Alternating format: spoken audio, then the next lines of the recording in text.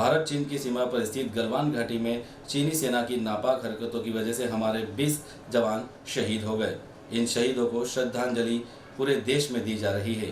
बांसवाड़ा शहर की स्वयंसेवी संस्था वागड़ पर्यावरण संस्था द्वारा शहीदों की याद में पौधे लगाने का संकल्प लिया गया। उन्होंने रातीतलाई स्थित चमत्कारेश्वर महादेव मंदिर पर लोगों को शहीदों की याद में पौधा लगाने के लिए सभी को निःशुल्क पौधे वितरित किए।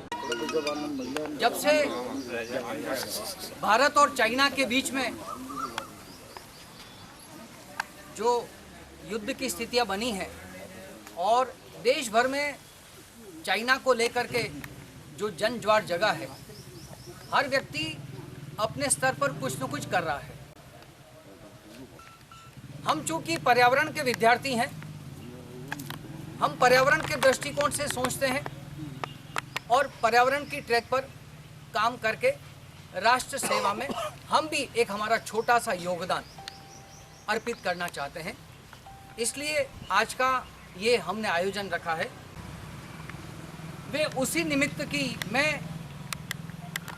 इस भारत माता के लिए जवाब दिया, लेकिन उसके प्रतिशोध लेना चाहिए और उसका प्रतिशोध सेना के लेवल पे सेना ले सकती है। राजनीतिक नेतृत्व उसका बहुत अच्छी तरह से प्रतिशोध उसका मुकाबला कर ही रहा है। पर हम देशवासियों को क्या करना चाहिए?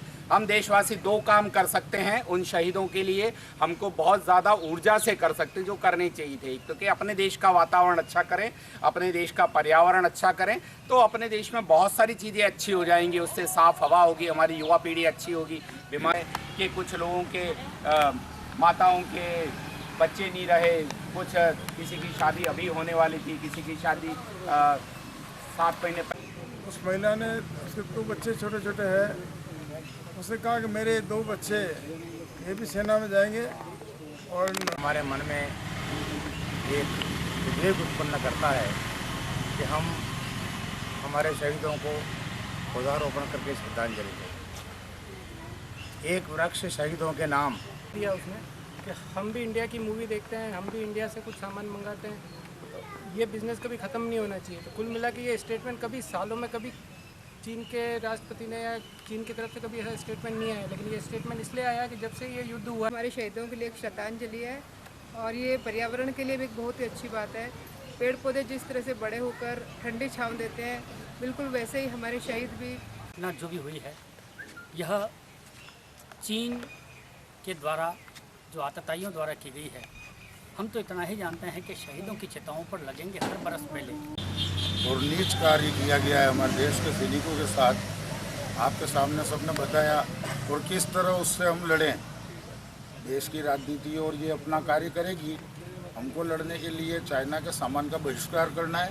इसी तरह जो पौधा ले जाए उसका हम नियमित पानी डालें और एक पत्ता भी सूखता है तो ये समझना चाहिए कि उस बच्चे को जब बुखार या कुछ तकलीफ होती है तो अपने को जो पीड़ा होती है वो उस पत्ते को सूखने को होती है। इसी के साथ आप सभी पधारे। धन्यवाद।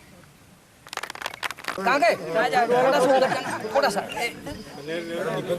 सब कहा जाना है ना, ये मीठा नहीं है।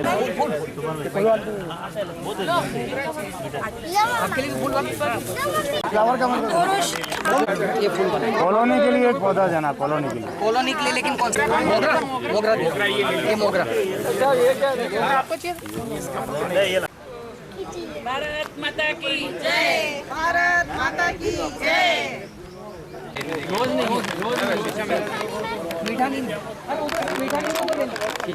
वागड़ पर्यावरण संस्थान के तत्वावधान में आज एक पौधा शहीदों के नाम कार्यक्रम आयोजित था। ये चमत्कारेश्वर महादेव का मंदिर है, रातीतलाई में स्थित है। यहाँ पर हमने ये आयोजन किया।